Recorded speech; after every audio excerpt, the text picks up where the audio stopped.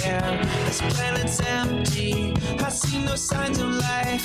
Please don't tell me that the human race did not survive. There are no people in the future.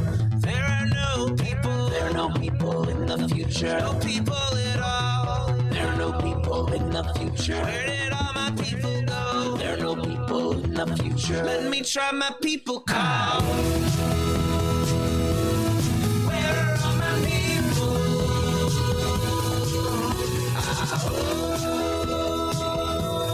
Where are all my people? I guess I'll fly away now. Hey, everybody, welcome. Yes, it is Monday, April 10th, 2023. Welcome to Raging Chicken's Out to Coop Live. This is Kevin Mahoney, creator and founder of Raging Chicken.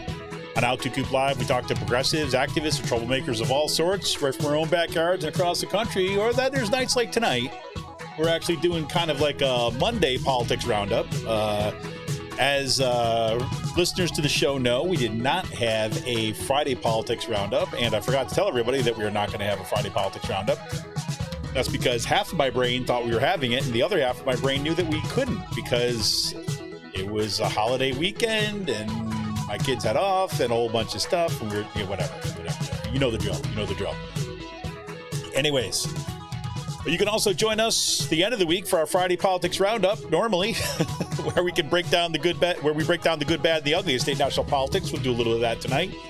And you can get all our shows by subscribing to us on Podbean, iTunes, Spotify, wherever you get your podcast.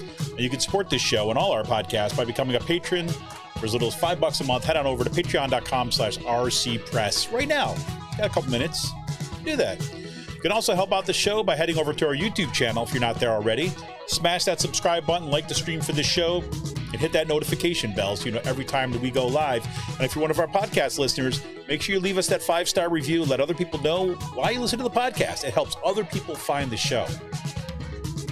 For more PA Progressive Talk, tune into the Rick Smith Show's live stream at 9 p.m. Eastern, his YouTube channel, Twitter, or Facebook, wherever you get your streams, and subscribe to his podcast wherever you get your podcasts. Head on over to thericksmithshow.com for the latest across all his platforms.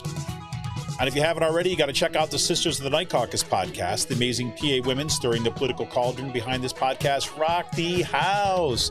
And they know where the bodies are buried. Make sure to follow them on Twitter at The Night Caucus. That's at The Night Caucus on Twitter. And follow their podcast on Anchor, Spotify, iTunes, or wherever you get your podcast. And it's happening. The Signal. Yes, The Signal is a new podcast from the Bucks County Beacon. The Signal is hosted by the Beacon's editor-in-chief, Cyril Mikolajko, and produced by yours truly. Twice a month, The Signal shines a light on the right-wing extremist currents streaming through Bucks County and beyond. Cyril invites guests who can provide insight, analysis, and organizing solutions so that we can steer the community for calmer, saner, progressive roots. And a new episode of The Signal just dropped last Wednesday, and it was a good one. As Cyril actually said at one point, that's horrifying. It's true. Cyril interviewed Jeff Charlotte to talk about his new book, The Undertow, Scenes from a Slow Civil War and the Growing Fascist Threat in American Democracy. You check it out at thebuckscountybeacon.podbean.com. It's a great show. Got to go listen to it, everybody. And for all you gamers out there, the Game Inn is a Quakertown-based black family-owned gaming store. They're friends of the show, and they've got everything for retro N64s, the latest consoles, video games for all platforms, collectibles, action figures, Funko Pops, walls of Funko Pops. And kids get discounts when they get A's in their report cards. How do you beat that? Check them out on their Facebook page and follow them on Twitter at The Game Inn. That's with 2 N's. If you've got a question about a game, look for something hard to get, shoot them a message or drop them an email at thegameinpa@gmail.com. And a shout out goes to Jonathan Mann, who wrote our intro song, There Are No People in the Future. Check out all his great stuff on his YouTube page. And follow him on Twitter at SongADayMan. That's 2 N's, at SongADayMan on Twitter. And we can't let Paul Martino's oligarch friends buy our schools and push extremist politics in our community. Raging Chicken has teamed up with Levelfield to launch a truly community-rooted PAC to invest in organizing, supporting local and statewide progressive candidates, and unmasking the toxic organizations injecting our communities with right-wing extremism. We're putting small dollar donations to work to beat back the power of big money. You can get more information and drop your donation at ragingchicken.levelfield.net. And on tonight's show, some of the things we'll take a look at. A new report from ProPublica exposes Supreme Court Justice Clarence Thomas's secret luxury trips from mega donor Harlan Crow. And Thomas never disclosed the gifts as required by law. How about that? Yep.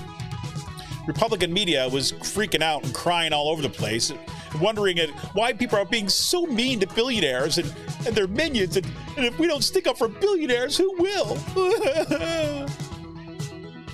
And Texas House Republicans expelled 2 black representatives for protesting guns.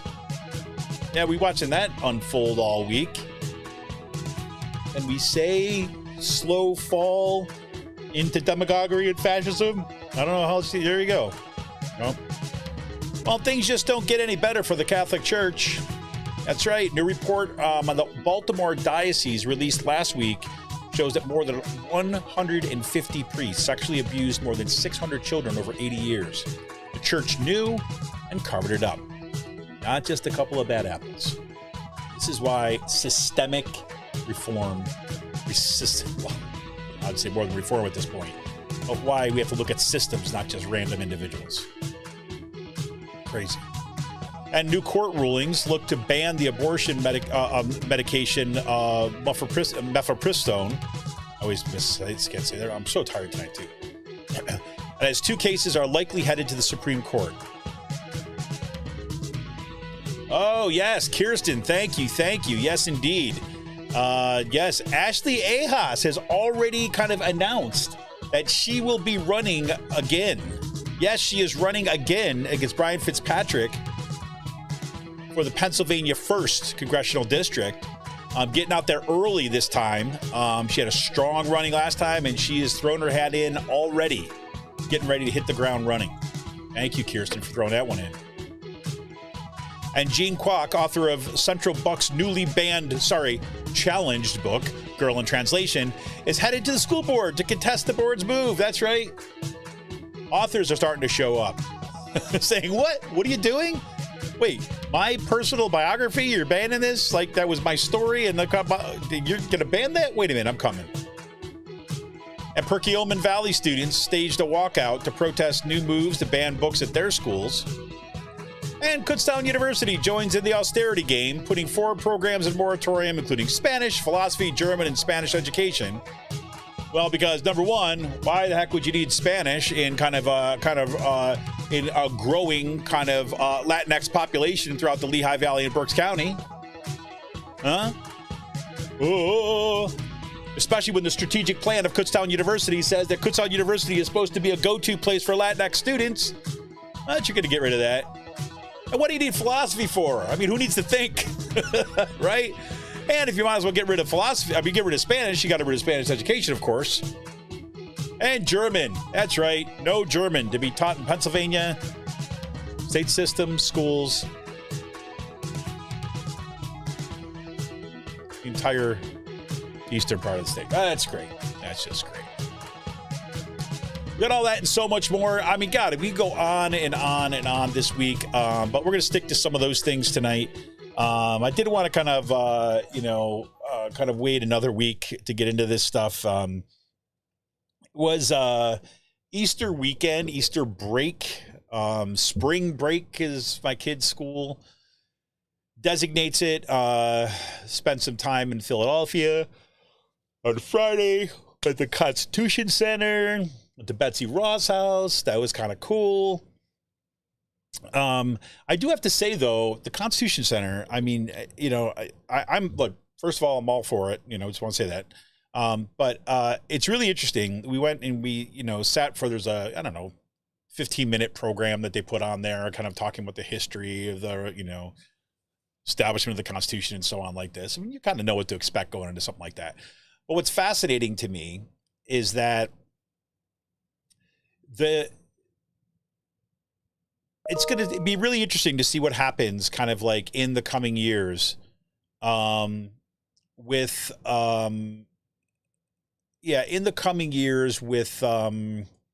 how they tell the story of like the American Revolution and the Constitution and so on.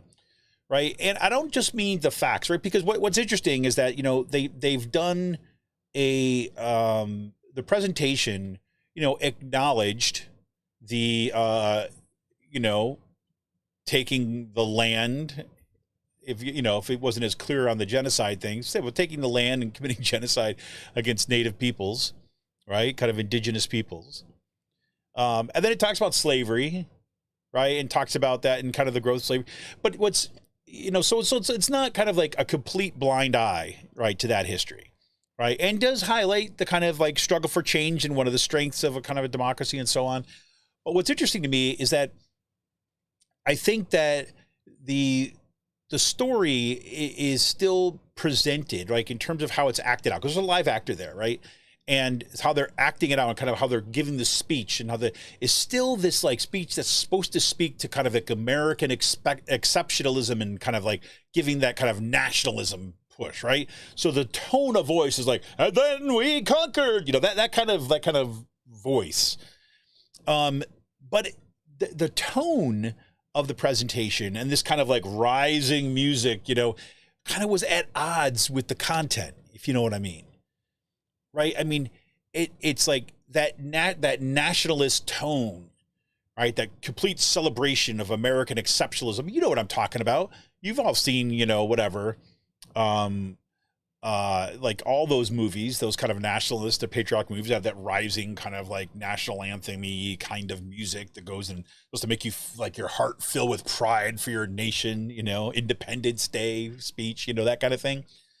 And so the tone was there, but, increasingly becomes difficult to kind of maintain that tone, because the history of this country is so freaking complicated and violent and filled with all sorts of like historic kinds of abuses. So, so that's interesting, it's just kind of like how that played itself out. And, what was cool is a lot of the documents that are there and a lot of the displays as you kind of go through were, I think, more kind of, allowed more of that complicatedness to come through, and really were highlighting some of the moves for change and how some of the, that the history of the racism and sexism and kind of, and white supremacy, kind of how that flowed through the formation of this republic. So, I don't know. So whatever. So that was just kind of interesting kind of moment to kind of experience there. It was the first time I had been there, but just to feel that kind of little bit that, that kind of disjuncture. So anyways, so that was, as we did on Friday. And then of course, it was over the weekend, had some family stuff and house stuff and grocery shopping, all that kind of stuff, So got out of here. And so in the midst of all that, anyways, that's a long way around saying in the midst of all that is when I had forgot to tweet out to let everybody know, hey, we're not doing a show on Friday. So crazy. Yeah, Kirsten says in terms of Ashley Ehas, it's the first time we ever had a Dem candidate ever get the thumbs up to announce so early. It's a sign of good changes to come for the Bucks County Democratic Committee. They recognize 21st century realities like fundraising needs to go against Fitzpatrick. Yes. And I do agree. I'll keep my fingers crossed that's what we're going to see, what's going to happen. And I'm just going to hope that the money is not going to just go into ads. It's going to go into building a ground game, right? One of the things that we saw happen during the last round of elections, yes, it's true, Ashley Ehas did not win that election. As a bunch of candidates, really good candidates, did not win their election. Gwendolyn Stoltz, for example, was an amazing candidate, had an incredible ground game. James Sosonsky did an awesome job as a campaign guru for that one. And the mistake that I hope that the Bucks County Democratic Committee does not make is to think that that it's just going to ignore all that organization. I mean, that's where the money needs to go. I mean, if you're going to be in this for the long haul, to be able to kind of turn, the PA1, you're going to turn that blue, right? Then, you need the ground game.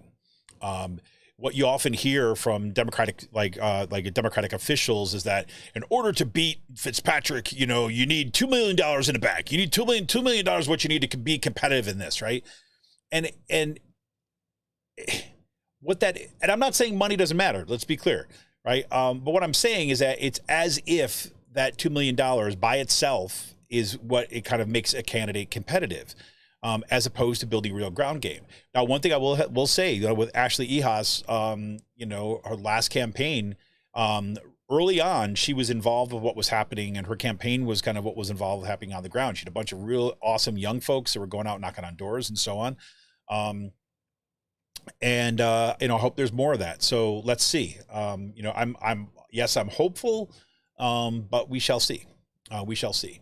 One of the problems that we've had, and we've talked about on the show consistently over the years, is that we haven't seen a candidate like Ashley Ehas basically do well and then kind of continue to come back, right? It was always this kind of last minute scramble, like, oh, who can we find to run? Who can we find to run?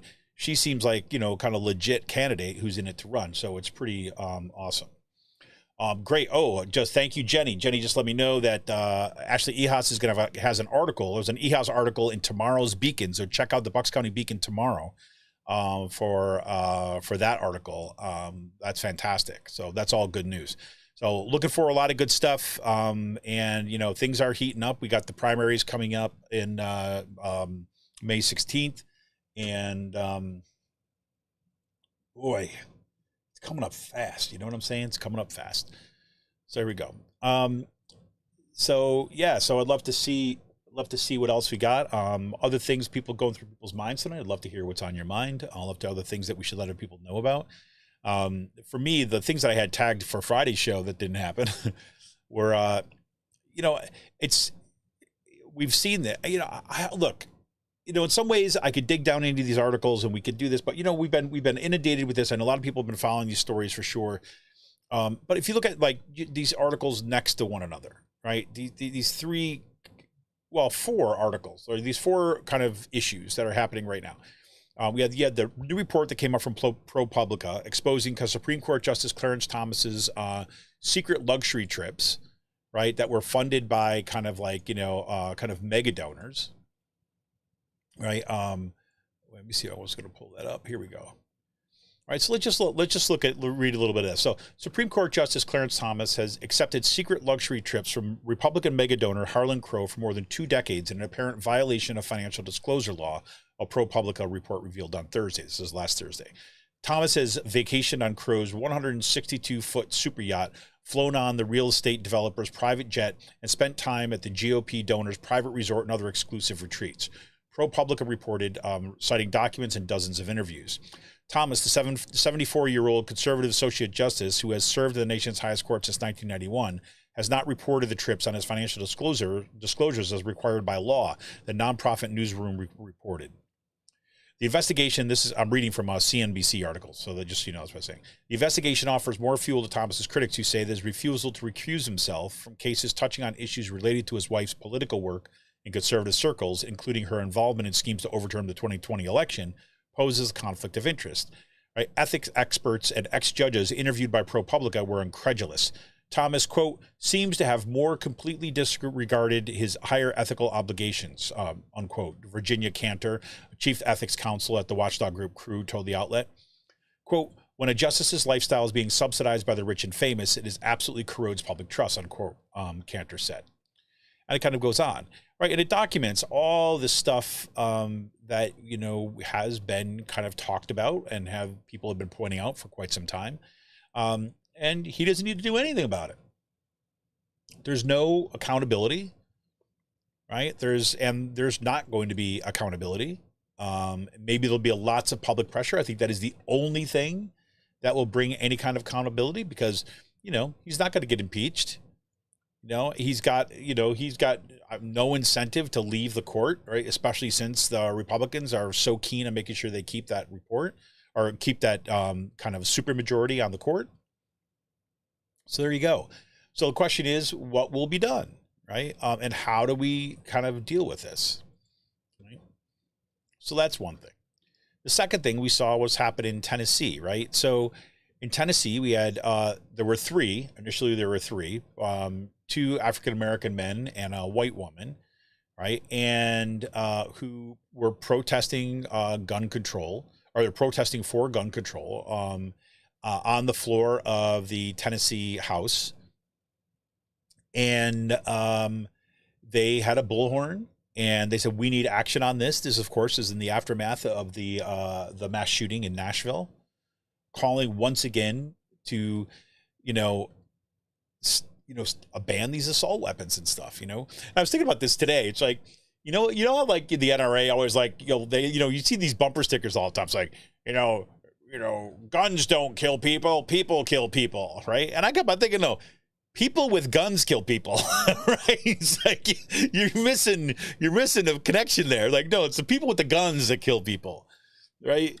It's like, yeah, sure. It's like, the whole idea, right? The whole idea is that the gun is what facilitates the mass killing, right? That's the issue, right?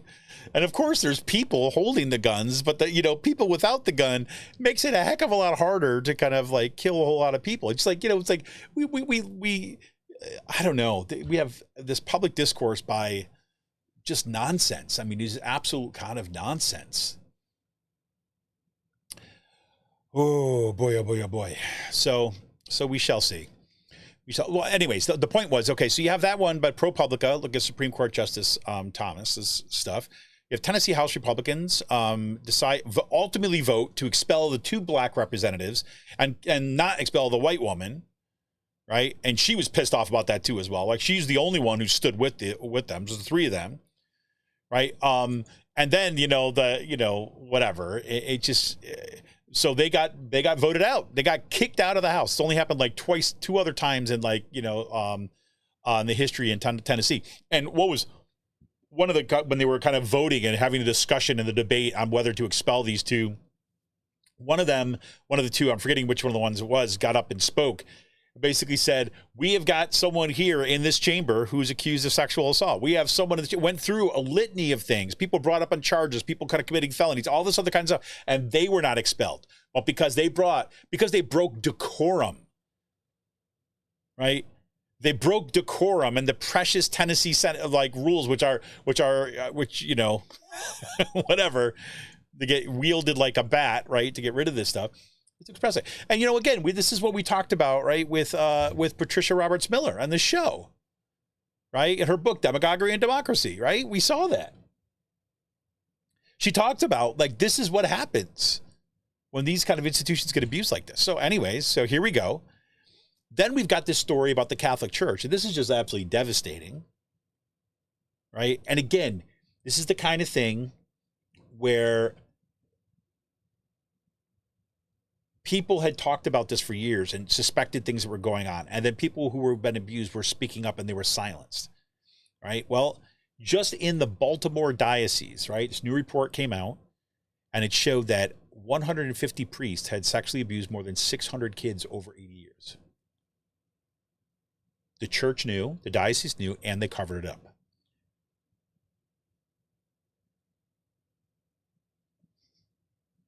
I didn't talk about this issue, this specific one. We talk about this in one of my class, Rhetoric, Democracy, and Advocacy, right? We talk about these, like, what are some of the rules of like a democratic culture, right? One, there's fairness, right? And that idea of that if it applies to this group, it applies to this group, right?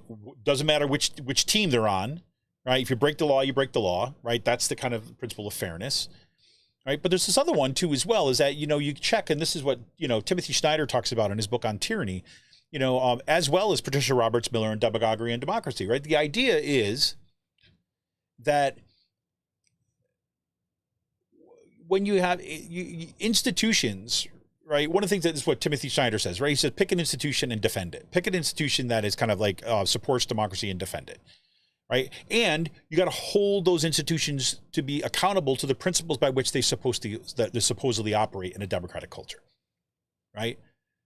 And so, for example, if you take the example of journalism, right, support journalism, right? Go ahead and support journalism. Support journalism. Like, I mean, like New York Times, Washington Post. I don't mean just like progressive media. I mean, support journalism. Right. And what does that mean? Does that mean that you just kind of stand by the New York Times no matter what they say? No. Because you want to hold the New York Times, it's supposed to be the paper of record. You want to hold them to the principles of kind of investigative journalism. They're supposed to be working for us, not for the people of the State Department, not for the CIA.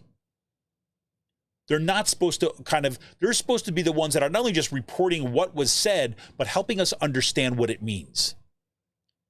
So that we, as democratic citizens, as being in a democratic culture, have the information and knowledge enough that we can begin to act upon our world, right? That's the whole idea. That's what they're supposed to do, holding the power accountable. And when they don't, you got to hold them accountable, right? And, you know, everything that happened around, you know, Black Lives Matter and all this stuff, and we start seeing all the people start, you know, line up, Blue Lives Matter, no, Blue Lives Matter, you line up behind the cops, right? And they can say, you know, no matter what, no, we got to support the police, we got to support the police, we got to support the police, regardless, right? And, you know, and then when a cop goes out and just clearly kills someone, I mean, how many more cases do we need of absolutely 100% clear cases of murder being done in the name of kind of like, you know, I'm a policeman and I get to do this, right? But the thing is that on the side, right, on the side of those most police cars, right, or many police cars at least, says, you know, protect and serve, right? And I think most people can get behind that, right? Most people can be, yeah, we would like to have somebody that can protect and serve, right? Now, maybe idealistically, we think like, okay, yes, ultimately we want to be able to protect and serve each other and not having to have police with guns in order to, yes, 100%. But, you know, for the most part, right now, we want to make sure that, okay, we have people that are going to keep people safe. When you have police officers that go out and kind of murder people and they break all the rules, shutting off their, you know, their body cams or whatever, you know, like do not follow kind of best practices. Do not act in a way that keeps everybody's life safe, not just ones that they want, not just white people's lives, but everybody's lives, not just rich people's lives, but everybody's lives. And when they violate that trust, they need to be held accountable. And I've often said this is like, you know, here's what I never understand that drives me more batty than anything else. Not that there's bad people, right?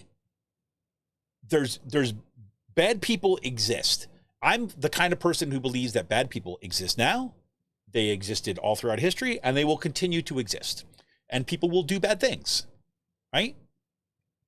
You're not going to kind of reach some utopia where everybody's like, oh, everybody's just good. No, I don't believe that. I just don't believe that. There's too much stuff in this world, too much contrary or evidence to say that's the case, right? So there's always going to be bad people, right? The question is what do we do with those bad people?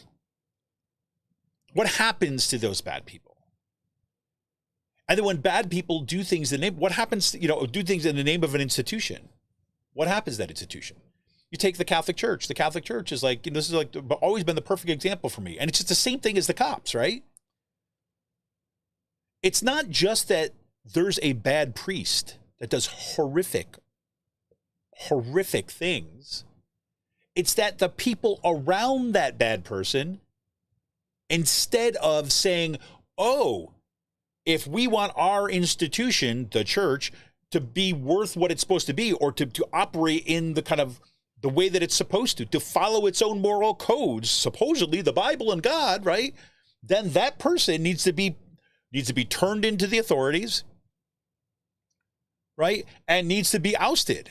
And we need to shout it from the rooftops because the church will be damaged if you protect those people. But it again and again and again and again, what it did, it covered it up and it enabled the abuse to continue. And all those people who knew, and look, I understand, right? If I'm a young priest and I look over here and I see that this abuse is going on, but I'm new to the priesthood and I'm just going to be worried about my job. What's going to happen to me personally? It could hurt me, so therefore I'm going to allow that priest to hurt kids. Right? In the case of the Catholic Church, this is what I've always thought, right? In the case of the Catholic Church, if I'm a priest who supposedly took vows to God, and I believe in those things deeply, so much that I'm devoting my life to that, then I've already said I'm willing to sacrifice other options in my life in order to serve this higher purpose. And what could be a more higher purpose than watching somebody next to me, somebody kind of that I work with, somebody that I know, to be abusing kids? And yet they covered it up, and the church threatened them, and people cowered. And it wasn't just the priests, right? It was also the people that were kind of civil servants that worked with the priests. Civil servants, I forget what they call them, right? Well, people who are not kind of ordained, and they didn't say anything. And so it goes on. Same thing happens in police. If the goal is to protect and serve, that we're supposed to trust the police, right? Then when a police officer violates codes of conduct, violates procedures, right, and kills unarmed black people, right, because that's primarily who they're killing, you want to get rid of that person. You want to get that person off the force, and you want to bring them to justice yourself as a police officer. Because if you don't, it's going to damage the institution even more, right? That's the whole idea. But we have it again and again and again. The focus is, and our media culture does not help it. We focus on the individual. We focus on the individual and not the system and not the structure. That's the same reason why it's so problematic for all these kind of neo-white supremacist and kind of, people defenders of, traditional culture, whatever you want to say. The reason why these people are having such a freak out over things like DEI or kind of actually teaching real history with all the complexities, because they don't want to think systemically. They want to keep you focused on individuals only. And because of that, we can't address kind of the gross inequities and kind of abuses and exploitations of capitalism. We can't deal with systemic racism. We can't deal with systemic sexism. We can't deal with even systemic abuse of kids. Because we say, oh, there's a bad person, but there's good priests. Oh, that was a bad cop, but there's good cops. So no systemic or real changes. And very often, those same institutions end up doubling down on what they've done before.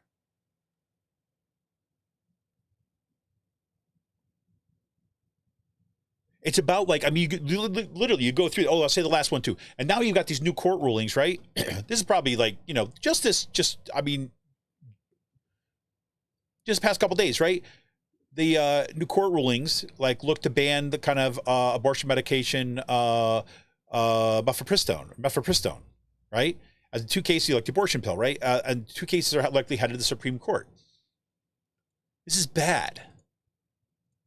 Right? Let me give you this little piece from NPR, right? So access to a common abortion medication currently hangs in the balance in a pair of contradictory decisions by federal judges, setting the stage for the most significant legal action on abortion since the overturning of Roe v. Wade last year.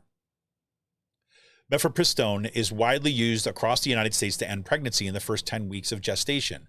About half of all abortions nationwide are performed using mifepristone as the first of a two-pill regimen. The drug is also commonly used to help manage miscarriages. The name brand drug Mifeprex was first approved by the Food and Drug Administration more than 20 years ago, and since then it has been used millions of times. And major medical groups say it has a strong safety record. A generic version was approved in 2019. Now the drug's future is in jeopardy. A federal judge in Texas issued a preliminary injunction that undoes the FDA's approval of mifepristone nationwide beginning this Friday. This is the past Friday.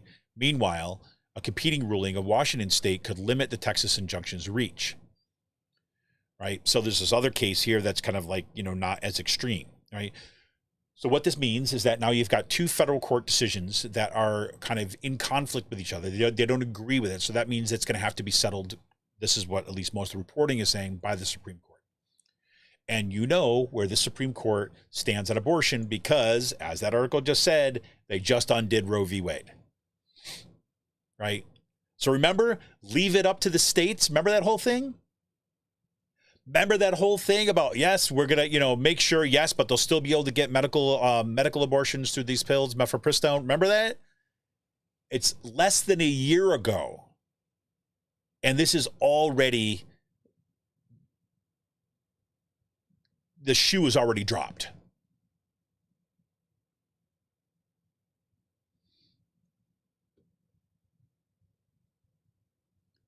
So now it becomes here. So as of today, There's no official change into what Americans' access to mifepristone is, but that could change as soon as this Friday when a preliminary injunction issued by U.S. District Judge Matthew Kacsmark is set to take effect. The Texas lawsuit filed by a coalition of abortion rights opponents raised questions about the process by which the FDA originally approves the drugs in 2012. So they're going after this kind of procedural thing, right? So there you go. So by Friday, we may know if there's going to be an injunction put in place. That means access to mifepristone would be stopped nationally. So much for leaving it up to the states, right? It's crazy. So you put these things together, right? You put those four things together, right? You've got abuses of power, taking of bribes, undisclosed gifts from billionaires, mega donors, right? From court justice with Clarence Thomas, no consequence. Tennessee House Republicans basically use their power to expel black representatives because they don't want to talk about gun violence. Catholic Church shows that as an institution is incapable and has been incapable of telling the truth about its abuses for here, and now it's all coming to fore, and this is kind of goes on, and so that legacy is there. That's part of our lack of systemic knowledge, a systemic willingness to address things systemically, and now we have kind of another attack on kind of women and people can have kids. Another attack upon them is coming down here. These are all pointing in such bad directions.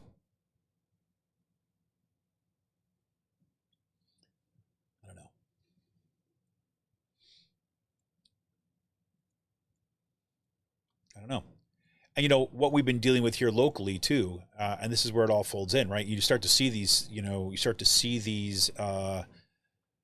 boots drop. Lack of accountability for Clarence Thomas. Lack of accountability for Tennessee Republicans who are going to use their power to kind of literally overturn the will of the people by kicking people out of office because they're talking about guns. Long-term, historic, systemic abuse by institutions, whether we're talking about the Catholic Church, we're talking about the police department, corporations, oil and gas industry when it comes to climate change. No accountability. And now we're seeing the kind of persistent march forward of taking away more of our rights. Mifepristone is just one of them, but it's a pretty big one. Over 50% of the population will be impacted. It's a nice little chunk if you're a right-wing Republican. And then right here, we're dealing with book bans, right? As we've been talking about.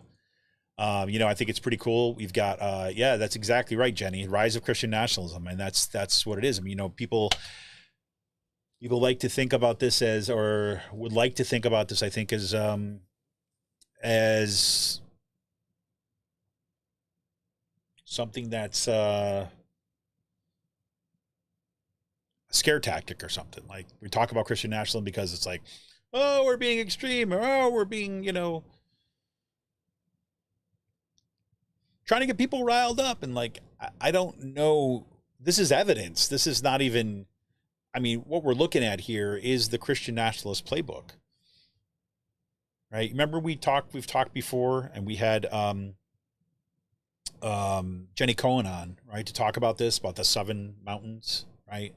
The right-wing Christian nationalism there, right? Going after all these key institutions, going after education, going after the courts, going after, one institution after another, the media, in order to kind of like bring their Christian nationalist ideals to bear upon the rest of us. And they've got a head start like you wouldn't believe. Last week, when we talked with Jeff Charlotte about his new book, The Undertow, on the Signal last week, or I should say when Cyril did, I got to listen to the conversation, obviously, because I'm producing the show. But that show, I mean, what he talks about is as Cyril said, horrifying. Right? We put in a cold start, like sound drop, right at the beginning of the show, right, where Jeff Bartlett, basically says, like, look, there's those of us who have like liberals and progressives and even centrists, for that matter, right? I've been operating as if like we're the we, right? We're the normal, and there's there's this contingency that are the extreme, and they're kind of like, and they're like way so far out of the mainstream, whatever, like this. But he says, like, Tucker Carlson, that's the mainstream now. And we've got it wrong, is his argument, right? You got to listen to that podcast. I'm telling you, it's so good on that score. And if you think about it, look, Fox News is the most watched cable news show of any show. It's got Tucker Carlson's show has the most viewers and gets the highest ratings. Does that represent every American? No. But it does tell you that there's a lot more of these folks that are they might not be kind of dyed-in-the-wool Christian nationalists, but they sure as hell are sympathetic towards it. Right? We I think it was a couple of weeks ago, we quoted this report from, I think it was Brookings Institution and someone else, where there was tracking some of this. It was like this critical religious report or something like this. I can't remember. But, and it looked at, the vast majority of Republicans are either sympathetic toward Christian nationalism, or kind of like, or either adherence to Christian nationalism or sympathetic towards it. Well, I might not personally not believe all that stuff, but that person's got a good agenda, or yeah, I'd vote for them. America has kind of turned away, right? It's like the soft white supremacists and the kind of like the hardcore ones. For the people that are, that say I'm kind of like, well, you're dismissing all Republicans. I say, look, I'm just looking at the evidence of what keeps on coming out. And even if you're saying the majority of Republicans are either adherents to Christian nationalism or sympathetic towards it, based upon those criteria, that's the majority still, right? Yeah, I'm not saying there's not Republicans out there that are against that stuff. But just the fact is they're not in the majority. And we're also dealing with a kind of a national culture in which the most highly rated news program is the kind of soft white supremacist Tucker Carlson. I mean, I don't know what else you need. So I was happy this week too, as well. If we want to talk about something that's happening, I should also say, yes, Jenny Stevens also says that we got the Bucks, Central Bucks and the Penridge School Board meetings this week, which promise to be filled with more not so good news. But we'll talk about those maybe this Friday after we see what the results of the school boards are. I mean, there's a big one on Tuesday when you have Jean Kwok coming out there after her book Girl in Translation was put on the challenged list. Here's reporting from Chris Ullery in the Bucks County Courier Times. Basically said, is another renowned author of a challenge book in the Central Bucks School District will be making a stop in Doylestown for Tuesday's school board meeting. Jean Kwok's 2010 debut novel, Girl in Translation, is one of at least 60 titles challenged under a library policy passed in a 6-3 vote last summer, targeting alleged sexually explicit content.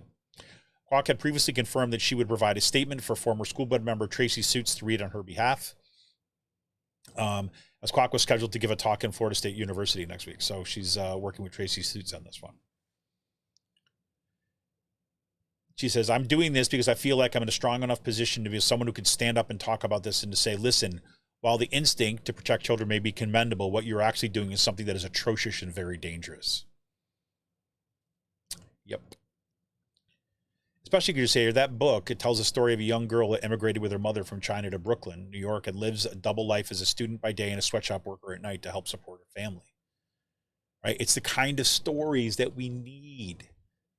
Complex stories of our history that allow us to kind of identify with kind of a much broader sets of experiences.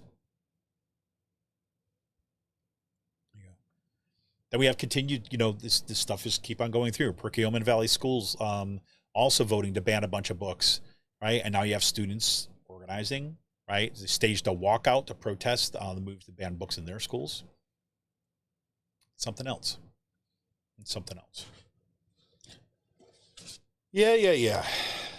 So I got a couple things that I want to just make sure. One thing, I want to talk a little bit about what's happening at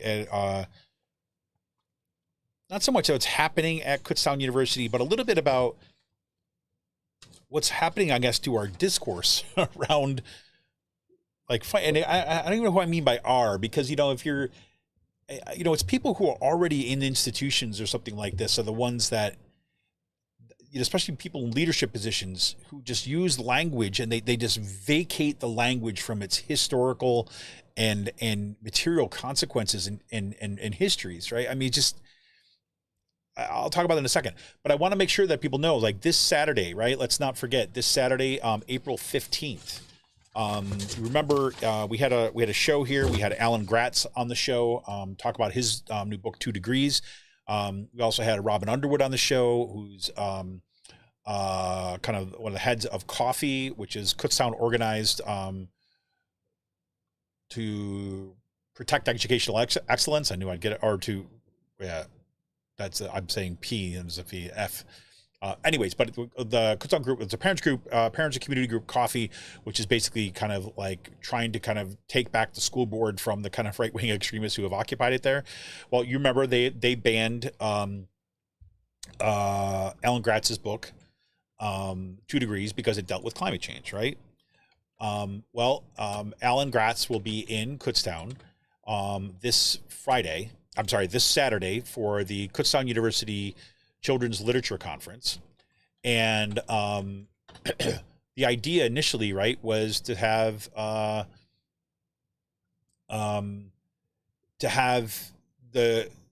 Kutztown school districts, Kutztown area school districts, middle school students read his book, and while he was in town, they'd actually get to meet him and things like this, right? Well, now, since his book has basically effectively been taken off or kind of been removed from this program that where middle school students were going to read his book, what he's going to do, he's going to give 2 events at the Firefly Bookstore in Kutztown on Saturday, April 15th. And one will be, I think it's 1:30. I was going to try to pull it up right now. So at 1 to 2 p.m. on Saturday the 15th at Firefly Bookstore at 271 West Main Street in downtown Kutztown. You just look it up, put Firefly Bookstore in Kutztown. You can head out there. From 1 to 2, he's going to do a book signing, right? It'll be a kind of quick one. He's got a little break from the conference. He'll come down, he'll do a book signing. And then at 6:30 to 8 o'clock on Saturday night, Alan Gratz will be there at the Firefly Bookstore once again. And he will be interviewed by I'm spacing your name, so it feels so awful. But from the young woman who started the teen band book club, right? And she's going to interview him, and he'll be there for a kind of discussion, both about his book, but also about the kind of the banding and so on. And the Red Wine and Blue had helped raise enough money to donate 200 copies of his book to be able to hand out to middle school students. They've been handing them out already in the lead up to there.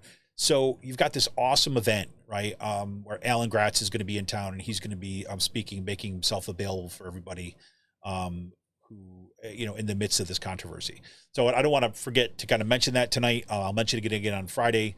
But I'm really looking forward to meeting him. I'm looking forward to my daughter to having the opportunity to meet him. It's going to be pretty great. But the last thing I want to say tonight, and to bring us to a close, is a little bit about. I know I'm all over the place tonight. I'm sorry. It's just been one of those. It's just one of these days. I'm so freaking tired today. It's pretty crazy. Um, but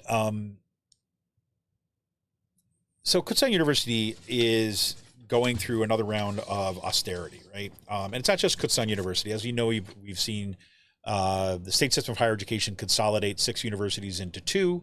Now those universities are incredible amounts of debt. And like, because guess what? Consolidation doesn't save money, it costs money. And sure enough, the money did not come through in this budget to actually cover that debt. So it's going to have further impacts. But you also have a chancellor, Chancellor Daniel Greenstein, who is basically, says we're transforming higher education. And really what it's just another program of austerity. And he puts together these numbers, which are designed to kind of help keep the university healthy. But really it's about kind of eliminating programs, right? And getting rid of faculty members and downsizing. It's the same old thing. It's just dressed up in fancy Silicon Valley talk. So there was an email that came from Lauren Baston Arnold, who's the provost of Kutztown University, that was sent out to faculty members. And she was kind of addressing this issue. And I just want to read you a little bit about this and talk a little bit about it. So, and they never mentioned the programs that are being put in a moratorium, but here you go. So as part of the important work of maintaining sustainable and a vibrant campus, we need to engage in an ongoing discussion regarding our program array and the changing needs and desires of student populations over time. This work must include both consideration of programs that our traditional student population are more or less interested in pursuing, as well as looking for opportunities to serve more individuals in the region and beyond with high quality educational opportunities in the bachelorette, post-bachelorette, graduate, and non-credit levels. As we look to our current programs and program health, the things we considered through a combination of how they unfolded was different in each case. They included, and you look at graduation rates and a bunch of there's a list here. I'm not going to bore you with with the full list. But here's what's interesting about this, right? Is that then she says, okay, after we looked at the overall major enrollment, in each case there was significant increase likely, and they start talking about these numbers things. But then again, here's the point. Having completed these analyses and after a series of discussions, the decision was made to move several undergraduate programs in a moratorium. Those programs have been notified and engaged in discussion on the related deans. For these programs, associated minors will remain, and so on, right? So, you gotta love the passive voice, right? You gotta love the passive voice. And then she says, I regret such an action is necessary, and I know that it's professionally painful to the faculty to support these programs and care deeply about the students in them. It is my hope that in the fall, we can begin to consider what opportunities might exist in areas connected to the programs involved. I mean, and what they basically mean by that is they're going to basically, whoever left, they're going to try to lump them all into one department, right? And kind of have them teach some random gen ed classes until those faculty are so tired about it and they retire, and then they can finally kind of close that stuff all out. That's really what's happened before, right? But what's interesting about this, one, there's the passive voice. These things happen. What's absolutely, or this is not her fault in particular, right? But it is the administration at Kutztown University. And look, you probably have heard the same kind of stuff in your own kind of business, your own organization. It's the same thing over and over again, right? There's a complete disregard of the conditions which got us to this point, right? So some of the programs that are being put in moratorium are also programs, right, that the administration has refused to issue replacement lines for after faculty members have retired or left to take other jobs, right? So there's a reason why there's fewer and fewer Spanish members. It's because they can't offer the classes to teach the class, to teach in their program because they don't have the faculty to teach it.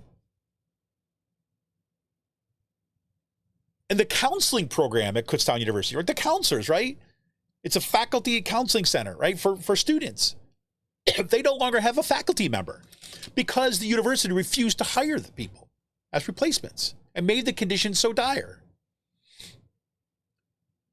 So what this email to faculty says is well, look, we're just looking at the numbers here, and we say, look at this poor program. It's not doing so well. We hate to get rid of it, but what are you going to do? It's, we're trying to put the research.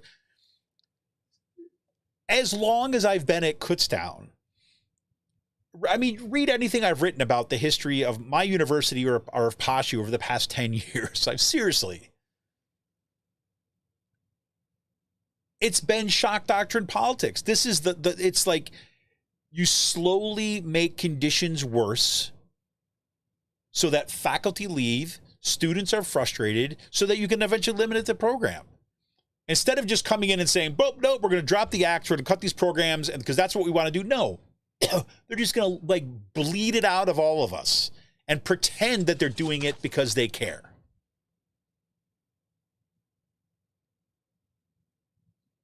There's no accountability. And here's the thing, and this actually, so our union president, Ken Mash, was at Kutztown not too long ago.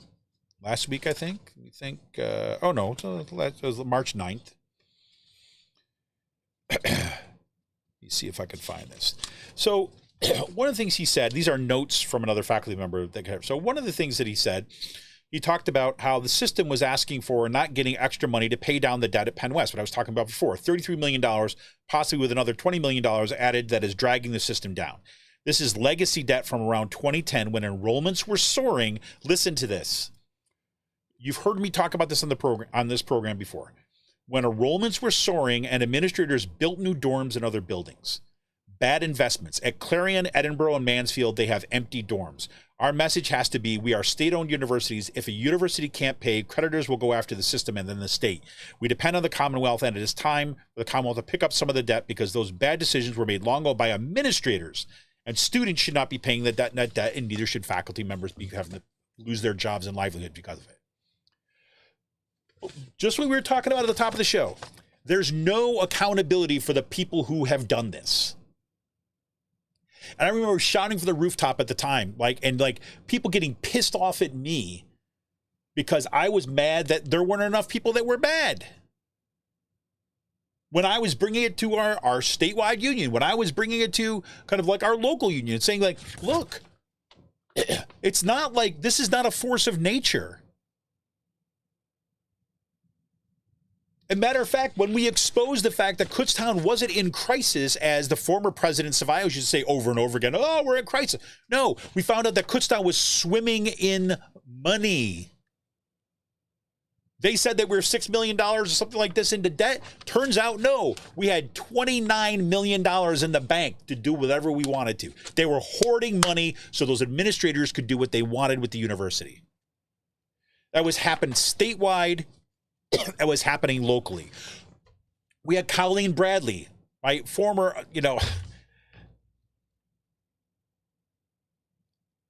Vice President of Administration of Finance at Westchester University, who blew the whistle on all this stuff, had the documents, had the paper trail, and nobody paid consequences for it, except for Colleen Bradley, who lost her job.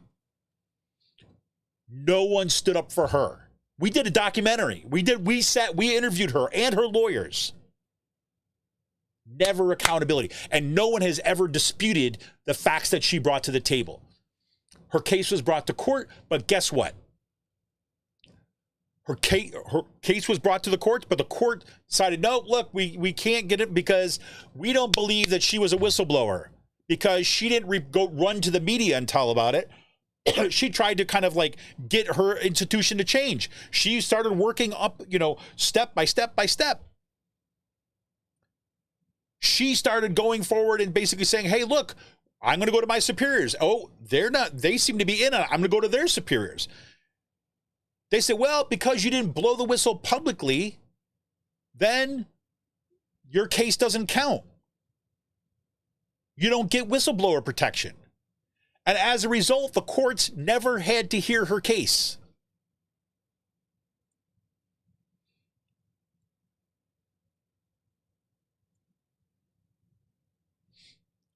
Jenny, you say, why won't the union get involved? Well, look, Colleen Bradley, when ABSCUF, as a statewide union, when ABSCUF actually commissioned a report to expose the shenanigans that was happening around, like across the state system, these kind of like unethical accounting practices, Colleen Bradley came and testified on their behalf. Any hearing. She showed up to support Abscuff's case.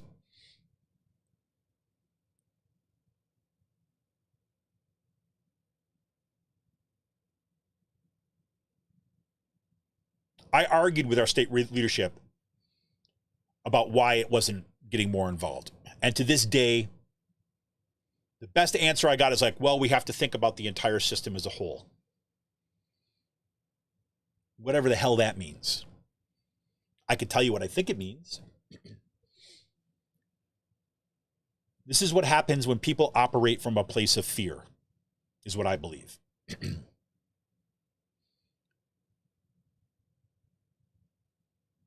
And when you operate from when you think public relations is politics. Because let me lay it out for you. This is what it was, is that what was happening is administrators were keeping two sets of books. And they were consulting with the chancellor's office in Harrisburg. And the chancellor's office in Harrisburg was showing them how to do it. Right? Colleen Bradley, I mean, be happy to send people the link again. I just aired it over Thanksgiving break. I thought over Christmas break, maybe. Again. And basically what it shows, they were going to politicians and they were telling faculty members and students that everything was in crisis.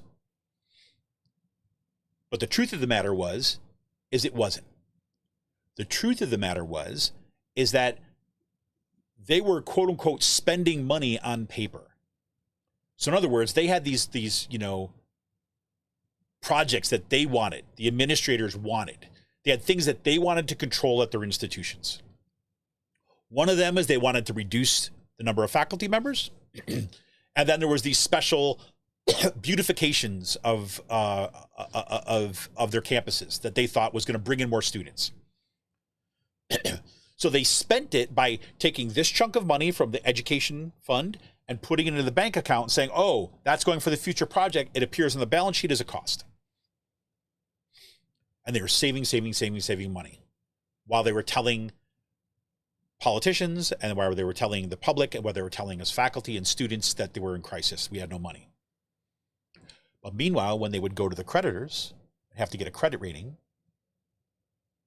they would show them the other set of books to make sure they got good stuff, right? It's disgusting. So the concern was, if we expose this, right, if this was pushed too hard in the public, then because the Republicans dominated the state legislature, right, they would look at it and they would say, oh, look, the state has a lot of money. Wait, these state system schools do have a lot of money? It's just faculty complaining then. It's because faculty want too much. And people were worried, this is my belief, that that we couldn't tell the story, right? Basically what it was is that the media would harp on this, the Republican politicians would harp on this, and they would say, see, greedy faculty members are lying to us. I had to talk with lawyers about this, right? Colleen Bradley's lawyers, I'm trying to help them understand what was happening. Because they thought we were lying too as well. We as faculty. I'm like, no. The lies that they're telling are being used to cut faculty members too. It's been hurting our programs. It doesn't go in our pockets. It goes in theirs, in their legacy pockets.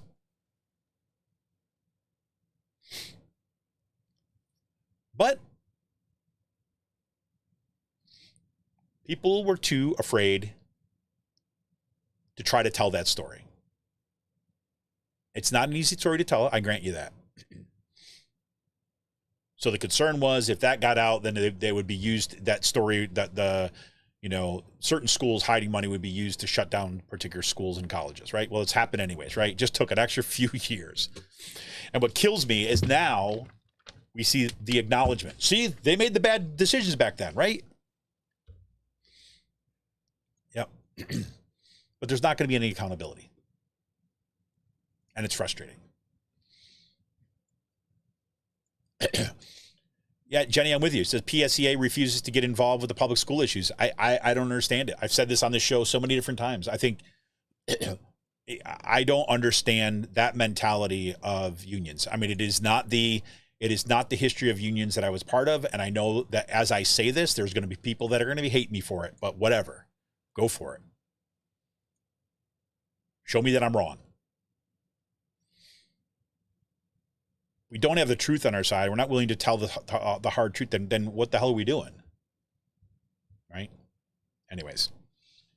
All right. I've gone on longer than I wanted to tonight. I know that my daughter and my wife are itching to watch something down here. And of course, my little studio is not really a studio. It's just a little corner of the basement. So I'm going to have to hand over this space now for here.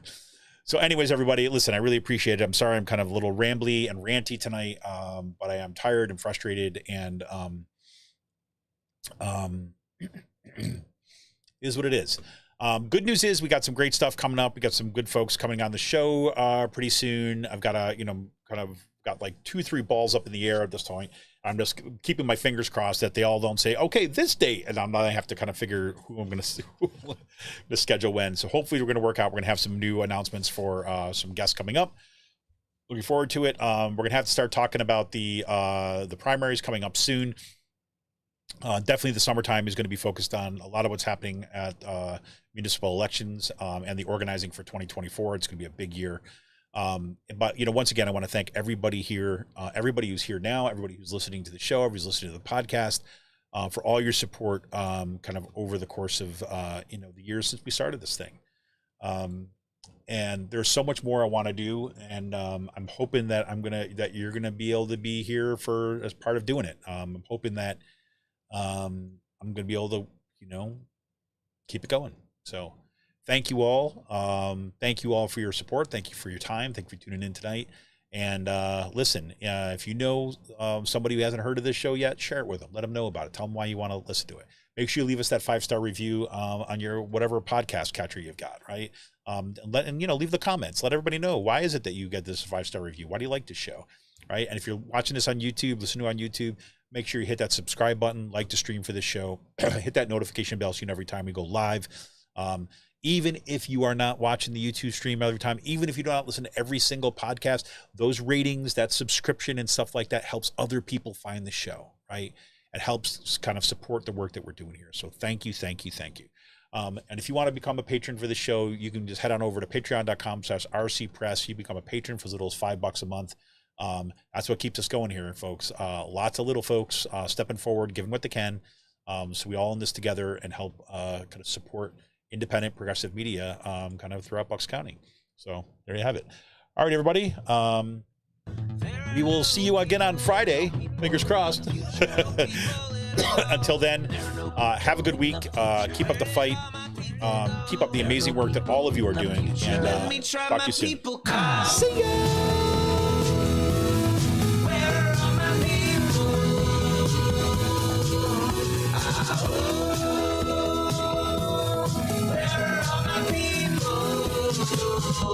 I guess I'll fly away now.